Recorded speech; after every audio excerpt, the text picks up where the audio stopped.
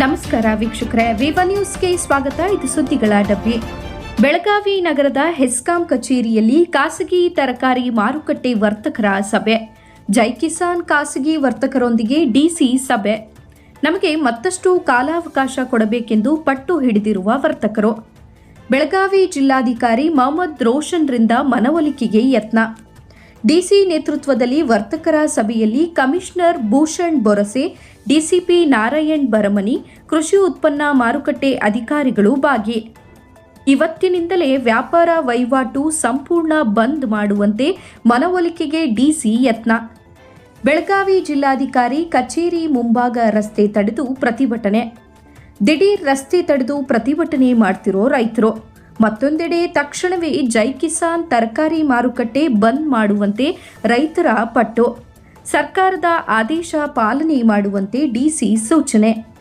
ವರದಿ ಡಾಕ್ಟರ್ ಜ್ಯೋತಿ, ತುಮಕೂರು, ವಿವ ನ್ಯೂಸ್ ಕನ್ನಡ. ಸರಿಪಡಿಸಿಕೊಳ್ಳಿಕ್ಕೆ ನಮ್ಗೆ ಕಾಲಾವಕಾಶ ಕೊಡಬೇಕಾಗಿತ್ತು ಮಾರ್ಕೆಟ್ನಲ್ಲಿ.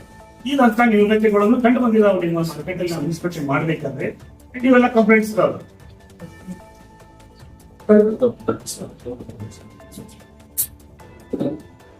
अभी फॉर्मेट ऐसा है सर, एक साल होने आफ्टर मीडिया को उसके बाद एक क्लोज डोर मीटिंग है. उसके बाद we give some final comments, then the media can take our bite. Inspection ಮಾಡಲಾಗ್ತದೆ. ಇದನ್ನೆಲ್ಲ ನೀವು ನ್ಯೂನತೆಗಳನ್ನು ಸರಿಪಡಿಸ್ಕೊಡು ಅಂತ ಹೇಳ್ಬೇಕು.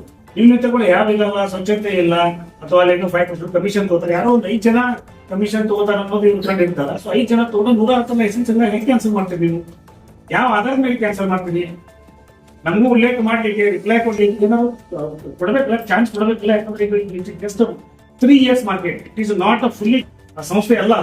ಈಗ 3 ವರ್ಷ ಇದ್ದಾರೆ. ಏನು ಆತರ ನ್ಯೂನತೆಗಳು ಆಗಿರ್ಬೋದು, ಇನ್ನೊಂದಿಲ್ಲ ಆದ್ರೂ ಕೂಡ ಅದನ್ನು ಸರಿಪಡಿಸಲಿಕ್ಕೆ ಸರ್ಕಾರ ಅವಕಾಶ ಮಾಡಿಕೊಡ್ಬೇಕು ಅವರಿಗೆ. ಸಡನ್ಲಿ ಬಂದು ನೀವು ಮಾರ್ಕೆಟ್ ಲೈಸೆನ್ಸ್ ಕ್ಯಾನ್ಸಲ್ ಮಾಡ್ತೀವಪ್ಪ, ನೀವು ಬೇರೆ ಕಡೆ ಹೋಗಿ ಅಂದ್ರೆ ಎಲ್ಲ ಅಕಾಮಡೇಟ್ ಮಾಡೋದ್ರೆ ಈಗ ರೈತರಿಗೆ ಕೂಡ ಅನುಕೂಲ ಆಗಿದೆ. ಆಮೇಲೆ APMC ಅಲ್ಲಿಯೂ ಕೂಡ ಶುರು ಆಯ್ತು. ಅಲ್ಲಿ ಬಂದ್ ಮಾಡಂತ ಹೇಳಿಲ್ಲ, ಇಲ್ಲೂ ಕೂಡ ಶುರು ಇದೆ. ಖಾಸಗಿ ಕೂಡ ರೈತರು ಅವ್ರ ಇಚ್ಛೆ, ಅವ್ರ ತರಕಾರಿ ಅವ್ರು ಬೆಳೆದಿದ್ದಾರೆ, ಅವ್ರು ಯಾವ ಮಾರ್ಕೆಟ್ ಕೊಡ್ಲಿ, ಅಲ್ಲಿ ಕೊಡ್ಲಿ, ಅವ್ರ ಇಚ್ಛೆ ಅದು.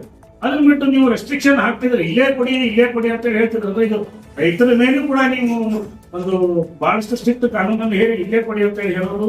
ಆಮೇಲೆ ಇಲ್ಲಿ ಆಲ್ರೆಡಿ ಕೋಟಿ ಗಂಟೆ ಇನ್ವೆಸ್ಟ್ಮೆಂಟ್ ಮಾಡಿ ಒಂದು ಅಸೋಸಿಯೇಟ್ ಮಾಡಿದ್ರೆ ಎಲ್ಲರಿಗೂ ಹೆಲ್ಪ್ ಆಗುತ್ತೆ, ರೈತರಿಗೆ ಹೆಲ್ಪ್ ಆಗಲಿ. ಇಲ್ಲಿ ಒಂದು ಕಾಯಿಪಲ್ಲೆ ಹೋಗ್ತದೆ, ಗೋನಾಕ್ ಸ್ಟೇಟ್ ತಮಗೆಲ್ಲ ಗೊತ್ತಿದೆ ಅದು.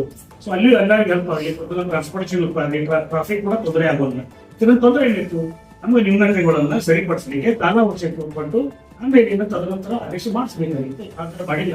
ಇದಕ್ಕೆ ನಾವೆಲ್ಲರೂ ಅದನ್ನೇ ಕೇಳಿ ಬಂದಿದ್ದು. ನಮಗೆ ಏನಾಗೋಲ್ಲ, ಸಫಿಷಿಯಂಟ್ ಕಾಲಾವಕಾಶ ಕೊಡ್ಬೇಕಂತ ಹೇಳಿ ನಾ ಈ ಮಾನ್ಯ ಜಿಲ್ಲಾಧಿಕಾರಿಗಳನ್ನು ಮನವಿ ಮಾಡ್ಕೊಡ್ತೀನಿ.